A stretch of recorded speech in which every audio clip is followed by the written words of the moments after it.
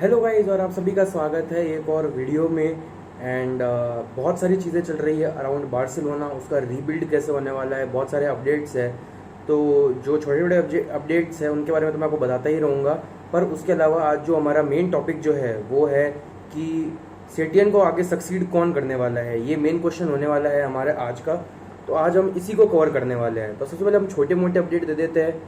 छोटे मोटे तो नहीं है, रिबिल्ड के हिसाब से बहुत बड़े हैं, बट ये क्वेश्चंस एंड के क्वेश्चन में सबसे उसके मुकाबले सबसे छोटे लगते हैं। तो पहले बात करते हैं कि बार्टोम्यू ने क्या फैसला लिया इलेक्शंस के बारे में। तो बार्टोम्यू का कहना है कि वो कोशिश करेंगे, यानी कल जो मीटिंग होगी उसमें ये चीज़ साफ पता चल जाएगी कि अर्ली इलेक्शंस भी कब होंगे, जनवरी, मार्च या नवंबर। ये 3 महीने एक्सपेक्ट किए जा रहे हैं और मेरे हिसाब से जनवरी ही होने वाला है, क्योंकि जनवरी में जो है हमारा ट्रांसफर विंडो खुल जाएगा एंड नए बोर्ड को नए साइनिंग के लिए टाइम भी मिल जाएगा।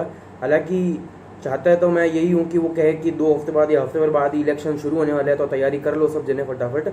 बट ये रियलिस्टिक नहीं होगा, और साथ ही साथ जो जो कैंडिडेट्स है जो अभी तैयारी कर रहे हैं उनके लिए भी बहुत बड़ा डिस्टर्बेंस रहने वाला है। उसके अलावा आज TV3 पे लपोर्टे है, फॉन्ट है, जितने भी प्रेसिडेंट के लिए खड़े हो रहे हैं आज उन सभी का एक डिबेट है TV3 पे, जिसको तो हम देख नहीं पाएंगे, बट इवेंचुअली हम लोग उसका आर्टिकल ज़रूर पढ़ सकते हैं कि उनके क्या क्या पॉइंट थे, क्या क्या काउंटर पॉइंट्स नहीं थे।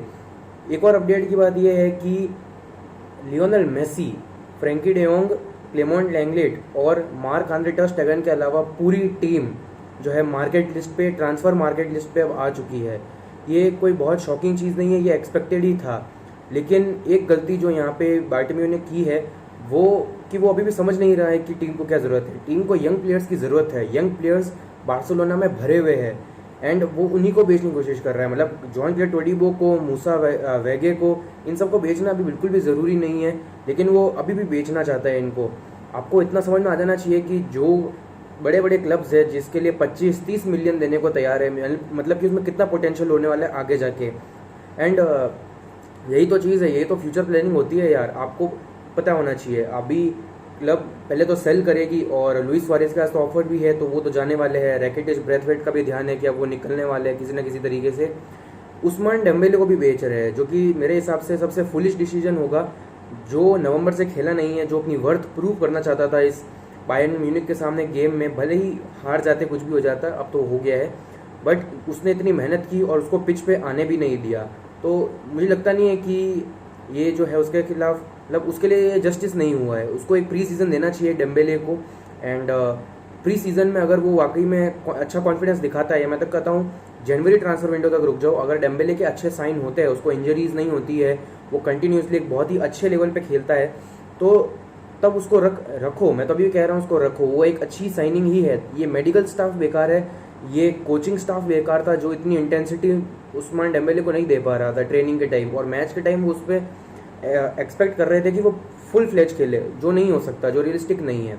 उसके अलावा जो है फिलिप कोटिन्यो भी 31 अगस्त को वापस बार्सिलोना में आने वाला है, और अगर बायर्न म्यूनिख जीतती है तो हमको एडिशनल मिलियंस में लिवरपूल को देने पड़ेंगे, जो कि एक और चीज़ दर्शाती है कि कितना पागल है बार्टोम्यू। मतलब उसको जल्द से जल्द रिज़ाइन कर देना चाहिए, बट वो नहीं कर रहा, तो वो हमारी दिक्कत नहीं है। बट फाइनली अब वो दिन आ गए हैं जिसमें हम कह सकते हैं कि अच्छे दिन आने वाले हैं। डेफिनेटली हम ये चीज़ कहने वाले हैं। हम इतने टाइम से इसलिए रुके थे ताकि ये बार्टोम्यू जल्दी से जल्द निकले, और अब ये निकलने वाला है, अब तो डेफिनेट हो चुका है। उसके अलावा रिकी पुइज और एंसू फाटी और मोंचू भी कहीं ना कहीं हद तक, ये सब प्लेयर्स जो है ये सेफ है। मतलब इनको ट्रांसफर मार्केट में नहीं रखा गया है क्योंकि प्रॉमिसिंग प्लेयर्स है, जो कि काफ़ी अच्छा भी है। तो अभी हम क्या एक्सपेक्ट कर सकते हैं कि बार्सिलोना के ट्रांसफर्स कैसे होने वाले हैं। एरिक गार्सिया और कैंसेलो, ये 2 प्लेयर जो है नेल्सन सेमेडो के बदले आएंगे, क्योंकि मैन सिटी की भी हालत बहुत ख़राब थी। मैंने मैच देखा, वो भी 3-1 से हारे थे, जो कि अपने आप में एक बेइज्जती है। हालांकि उतनी नहीं जितनी 8-2 होती है, बट फिर भी। तो अब पेप गार्डियोला को भी ये समझ जाना चाहिए कि उससे भी बार्सिलोना रिटर्न कर जाना चाहिए, not as a coach but शायद एज अ बोर्ड मेंबर भी चलेगा। उसको भी पता है कि कुछ महीने ही हैं बार्टोम्यू के पास, तो वो इतने में तो काम कर ही सकता है, इतने में तो चल सकता है यार, इतने देर के लिए तो वो कोच भी बन सकता है। बट दिक्कत यही है कि अभी भी पेप नहीं आना चाहता है। तो मेरे को लगता है ये नेल्सन सेमेडो की जो स्वैप डील है, जिसमें एरिक गार्सिया और कैंसेलो दोनों आएंगे, ये बहुत रियलिस्टिक है। अब बहुत रियलिस्टिक है, पहले नहीं लग रही थी। तो लाउटारो मार्टिनेज अब नहीं आने वाला है, ये अब आप सबको पता होना चाहिए। लाउटारो मार्टिनेज नहीं आने वाला है, उसकी जगह कोई दूसरा अच्छा यंग स्ट्राइकर आएगा। एंड मुझे नहीं लगता ग्रीजमैन को कोई खरीदना चाहेगा। हालांकि एक चीज़ एक और, ये सिर्फ रूमर है, इस पर भरोसा तो तभी करूँगा जब वाकई में मार्का या फिर एमडी वगैरह ये सब डालेंगे तो ही इन पर विश्वास कर सकते हैं। वो ये है कि अगर डिबाला जो है वाकई में यूवेंटस को छोड़ देता है रियल मैड्रिड के लिए, तो वो कंसिडर करेंगे 80 से 90 मिलियन देने के लिए एंटवान ग्रीजमैन के लिए। तो ये भी चलो ठीक है, ये भी पॉजिटिव न्यूज़ ही है कि हमको 80-90 मिलियन मिलेंगे, जिसमें हम बहुत सारे अच्छे और प्लेयर्स खरीद सकते हैं। तो एक तरीके से मुझे बहुत बुरा लग रहा है कि हमारे जो एक एरा के प्लेयर थे, बुस्केट्स, रोबर्टो, पीके, जॉर्डी अल्बा, अब ये सब जाने वाले हैं, ये इनका फाइनल सीज़न हो गया। पर मैं चाहता था ये और अच्छी तरीके से जाए, मतलब ये ट्रॉफीलेस सीज़न के साथ तो नहीं जाए, इतनी क्रिटिसिज्म के साथ तो नहीं जाए, बट यही रियलिटी है और हमको अब इसी के साथ जीना पड़ेगा कि हमारे जो फेवरेट फुटबॉलर्स थे अब वो पिच पे हमको नहीं दिखाएंगे सिवाय लियोनेल मेसी के।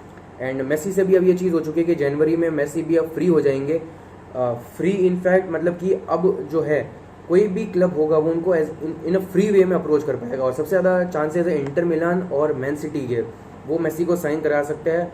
और मेसी ऐसा कर सकते हैं अगर उनको ऐसा नहीं लगता है कि बोर्ड ने कोई ड्रास्टिक चेंजेस लिए हैं। अब मेसी क्या ड्रास्टिक चेंजेस चाहते हैं? वो दो ही चाहते हैं। सबसे पहली बात तो जो कोच है, या तो पेप आए या जेवी है, हालांकि जेवी पे जोर ज़्यादा है लियोनेल मेसी का। और सेकंड चीज़ जो है, बोर्ड जल्द से जल्द रिज़ाइन करे या बहुत अर्ली इलेक्शंस की डेट दे, ये भी है। उसके अलावा उमटीटी पे तो इतना गुस्सा आ रहा है, मतलब पैसा बर्बाद किया उसको, इतनी इंजरीज हुई है उसको, बट उमटीटी भी इसी लिस्ट में है, जाने की ही लिस्ट में है। एक डिसीजन अच्छा किया कि क्लेमोंट लैंगलेट को छोड़ दिया, क्योंकि वाकई में वो बहुत अच्छा है। एंड इसके अलावा जो अब नए कोच के बारे में कि who will be the successor of कीके सेटियन, मैं एक्चुअली में याद भी नहीं रखना चाहूँगा कि कीके सेटियन हमारे कोच थे, बहुत बड़ी बड़ी बातें आके करके गए और कुछ हुआ नहीं। यही दिक्कत होती है कि जब कोई कोच एक वेल इस्टेब्लिश्ड टीम को आके हैंडल करने की कोशिश करता है तो हर बार ये चीज़ होती है। हमने बायर्न म्यूनिख के साथ भी ये देखा कि उनका जो अभी पिछला मैनेजर था फ्लिक से पहले, वो भी इस बायर्न म्यूनिख की टीम को अच्छे से संभाल नहीं पाया था। एंड अभी मोरिनियो के साथ भी टोटनहम हॉटस्पर में यही दिक्कत है, कुछ ना कुछ हो रहा है जिस वजह से उसकी मैनेजमेंट इतनी अच्छी नहीं है। तो अब ये बात हमको समझनी पड़ेगी। कीके सेटियन के साथ भी वही हुआ है। तो अभी जो है पोचेटिनो जो कोच है, जो एक्स कोच था, हेड कोच टोटनहम हॉटस्पर का, वो अभी मेरे को लगता है सबसे स्ट्रॉन्गेस्ट कैंडिडेट है अगला कोच बनने में। और ऐसा क्यों है? मतलब जब मैंने पहली बार नाम सुना था इसका, मतलब जब पहली बार रूमर में आया था कि भाई शायद पोचेटिनो बन सकता है कोच, तो मुझे अजीब लगा कि यार ये कोच, मतलब जिसको, मतलब मैंने तो सिर्फ यूसीएल में आज तक हॉटस्पर को देखा था, कभी प्रीमियर लीग में नहीं देखा था। बट मैंने रिसेंटली इसके कुछ गेम देखे जब ये कोच था, एंड इससे तो एक बात तो समझ में आती है कि ये एक ऐसा कोच है जो कि डेवलप कर सकता है। इस जो हमको रीबिल्ड के लिए जो कोच चाहिए, ये वही कोच है। मतलब हो सकता है ये वही कोच हो, क्योंकि इसको यूथ प्लेयर्स पे बहुत भरोसा है। पोचेटिनो को यूथ प्लेयर्स पे काफ़ी भरोसा है, एंड इसको अब एक्सपीरियंस प्लेयर भी सिर्फ 4 संभालने हैं, तो वो भी कोई दिक्कत की बात नहीं होगी। और कुछ लोग ये भी कहेंगे कि भाई तूने ही पिछली वीडियो में कहा था कि बहुत ईगोइस्टिक है मेसी, तो मेसी तो अभी भी है, वो तो अपना चाहे जैसे खेलना चाहता है। अब नहीं यार, अब उनका ये पूरा ईगो टूट चुका है, गंदी तरीके से टूटा है। ये मैंने कहा था बायर्न म्यूनिख को थैंक्स होगा अगर अगले साल या कुछ आने वाले सीजन में हम लोग वापस बेस्ट ऑफ द यूरोप का टाइटल ले जाए, जो कि हम अभी भी है, बट अभी कहीं ना कहीं हम लोग अपने ही स्टैंडर्ड में बहुत नीचे आ चुके हैं।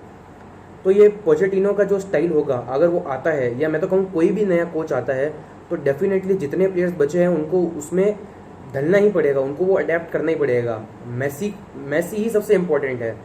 पोचेटिनो ने, मैंने देखा था कि उसके पास सिर्फ 2 ही अच्छे प्लेयर थे, और वो थे ह्यूमिन सॉन और हैरी केन। बट उसने डेले अली और विंग्स जैसे प्लेयर भी तैयार करके रखे हुए थे। उसने हॉटस्पर की टीम को यूसीएल फाइनल्स तक पहुंचाया था। मतलब कुछ ना कुछ तो होगा ही, आप अगर यूसीएल के फाइनल स्टेजेस तक जा रहे हो तो। और प्रीमियर लीग में भी काफ़ी अच्छी परफॉर्मेंस थी, मतलब वो क्वालिफाई तो करवाया था उसने यूसीएल के लिए। तो मैं ये नहीं कह रहा हूँ कि पोचेटिनो ही आना फिक्स्ड है, या फिर उसके आते ही मतलब एकदम ही बार्सिलोना बदल जाएगी, विंटेज बार्सिलोना आ जाएगी।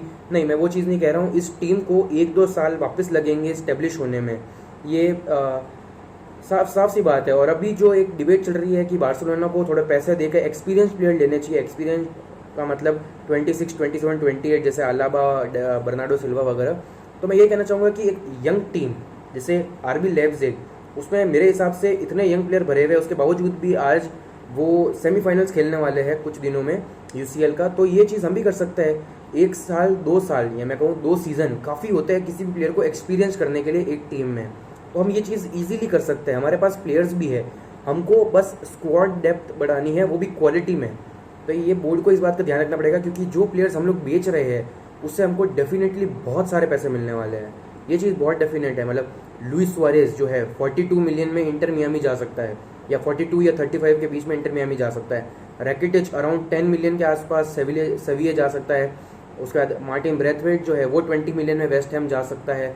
फेमस एंटोन ग्रीजमैन है, अगर डिबाला का नहीं हुआ तो 90-80 मिलियन तो वही से ही आ जाएंगे। तो आप एक देख सकते हो कि बहुत बड़ा फिगर हो जाएगा प्लेयर सेल में ही। तो बार्टोम्यूक के पास थोड़ा ही टाइम है और उसको इतना इफेक्टिव करना है, उसका जो लास्ट स्पेल है वो उसको अच्छे से खेलना बहुत ज़रूरी है। तो मेरे हिसाब से पोचेटिनो एक ऐसा कोच है जो कि इस बार्सिलोना का जो फंडामेंटल है, जो कोर है, जो बेस है, वो वापस खड़ा कर सकता है। एंड मुझे काफ़ी भरोसा है इस पर। एंड उसके अलावा कोमैन भी है जो आ सकता है। बट अभी एक चीज़ जो है, मैं ये श्योरली तो नहीं कह सकता हूँ, बट ये कहीं ना कहीं इंग्लैंड में ये न्यूज़ अभी भी आ रही है कि मैनचेस्टर यूनाइटेड जिडन सेंचो की जगह उस्मान डेम्बेले को भी ले सकते हैं। बट मुझे लगता नहीं है कि उस्मान डेम्बेले जाना चाहेंगे। हालांकि बोर्ड ने तो ये कहा है कि अगर ऑफर नहीं आएगा तो कॉन्ट्रैक्ट ही टर्मिनेट कर दिया जाएगा, बट मुझे लगता नहीं ऐसा होगा। अब ये तो बात हुई कोच, मतलब कौन बनेगा अगला। बट कोच तो आप नया लिया होगे, लेकिन क्या रिजल्ट बदलेंगे? ये रिजल्ट तब तक नहीं बदलेंगे जब तक आप पूरा क्रिएटिव फ्रीडम एक कोच को नहीं दोगे। सेटियन के कंट्रोल में कुछ भी नहीं था, मतलब वो टैक्टिक्स भी अपने हिसाब से नहीं बना सकता था, ना ही वाल्वर्डे के हाथ में कुछ था। Pep Guardiola, Luis Enrique, Rijkaard, ऐसे इनके पास जो थे क्रिएटिव फ्रीडम थी। क्रोएफ तो सबसे बड़ा एग्जाम्पल है जिसने बार्सिलोना को खड़ा किया है। तो अगर ये क्रिएटिव फ्रीडम नहीं होगी कोच के पास तो वो टीम को एक बेस्ट लेवल पर नहीं ले जा सकता है। सबसे ज़्यादा रिलाई आपको अपने यंग प्लेयर्स पे करना पड़ेगा, और यंग वो इतने भी नहीं है यार। मोंचू अगर भी 21 के है, ट्रिंकाओ भी 22-23 का है, रिकी पुइज 20 का है, एंसू फाटी अभी 17-18 में ऐसी परफॉर्मेंस दे रहा है, तो सोचो 2 साल बाद कैसी देने वाला है। तो ये बात जो है बोर्ड को समझनी पड़ेगी, एंड बोर्ड को जो है फ्रीडम देनी पड़ेगी। बोर्ड अपने हिसाब से जो है ट्रांसफ़र नहीं कर सकती है कि मुझे तो ये पसंद है प्लेयर तो मैं इसको लाऊंगा, ये पसंद नहीं है तो ये निकलेगा। ये नहीं, जो कोच को जिसकी ज़रूरत है वो प्लेयर्स आपको अंदर लाने पड़ेंगे, वो नहीं तो उसके बदले में एक अच्छा अल्टरनेटिव लाना पड़ेगा। तो यही तो चीज़ है यार बड़े क्लब्स की। बायर्न म्यूनिक, उन्होंने कोई फालतू में ही नहीं खरीदे हैं। फ्लिक ने उनको एक डायरेक्शन दी कि उनको ये प्लेयर चाहिए। अब अगले सीज़न में साने भी आने वाला है, लियोने साने, अगर मैं इसका प्रोनाउंसिएशन सही कर रहा हूँ तो बहुत बड़ी बात है यार, बहुत बड़ी बात है। अब थोड़ा सा फुटबॉल से हट के क्रिकेट पे आते हैं। सबको पता है धोनी और रायना रिटायर हो चुके हैं, एंड मुझे भी आज बहुत बुरा लग रहा है। जब इंडिया से खेलते थे तो मेरी सारी उम्मीदें जो थी रोहित शर्मा या धोनी पे ही रहा करती थी। धोनी इनफैक्ट 2011 वर्ल्ड कप का तो हर किसी का फेवरेट था ही, बट आईपीएल में मुझे बहुत बुरा लगता था कि धोनी की टीम बहुत इजीली स्मूथ सेलिंग जाती थी। एंड जो मेरी फेवरेट टीम हुआ करती थी वो मतलब कभी भी जीत नहीं पाती थी। मतलब मुंबई इंडियंस है या केकेआर है, इनमें में चलता रहता है मेरा। बट बाकी में एक लेजेंड है दोनों, मतलब सुरेश रैना तो T20 का कोई भगवान जैसा ही था एक तरीके से। एंड ये चीज़ है कि धोनी ने दुनिया को एक नई डेफिनेशन दी लीडरशिप की, कि आपको एक कैसे एक लीडर होना चाहिए। जब आपकी टीम हारे तो सारा ब्लेम खुद पे लो, और जब जीते तो सारा क्रेडिट दूसरों को दो। यही तो चीज़ होती है यार। मतलब मैंने हमेशा ये देखा है, जब भी टीम हारी है धोनी इंटरव्यू के लिए आता था, वो सॉरी मांगता था, वो अपनी गलतियाँ बताता था। लेकिन जब भी जीती थी, जब भी ट्रॉफी उठाई जाती थी तो धोनी हमको साइड में दिखता था। और यही मेंटेलिटी अब मेसी से चाहिए। मतलब उसे गाइड करता रहना पड़ेगा पिच में, उसको चिल्लाना पड़ेगा, उसको सब कुछ करना पड़ेगा। एंड जब हारे तो पीके की जगह अब उसको आना चाहिए। मतलब दूसरे प्लेयर्स इंटरव्यू नहीं दे, उसको ही आना चाहिए, जैसा उसने जब कैंप 9 में 2-1 हम लोग हारे थे तब किया था। एंड जब जीते तो सारा क्रेडिट यंगस्टर्स को देना चाहिए या उसके टीममेट्स को, जैसा वो देता है, बट और भी ज़्यादा देना चाहिए। इससे टीम बॉन्डिंग बहुत अच्छी होती है। सो ये एक और वीडियो थी थोड़े अपडेट के ऊपर, और मोस्टली तो जो है नए कोच के साथ कौन सी नई चीज़ें आनी चाहिए। सो पहली बार एक वीडियो में कह रहा हूँ कि प्लीज़ यार लाइक करो और फ्रेंड्स के साथ शेयर करो जो बार्सिलोना के फ्रेंड्स हैं, एंड सब्सक्राइब करो प्लीज़ यार। 4 वीडियो हो गई है, अभी तक 1 सब्सक्राइबर नहीं बढ़ रहा है, तो समझो यार थोड़ा। सो तब तक के लिए भारत माता की जय।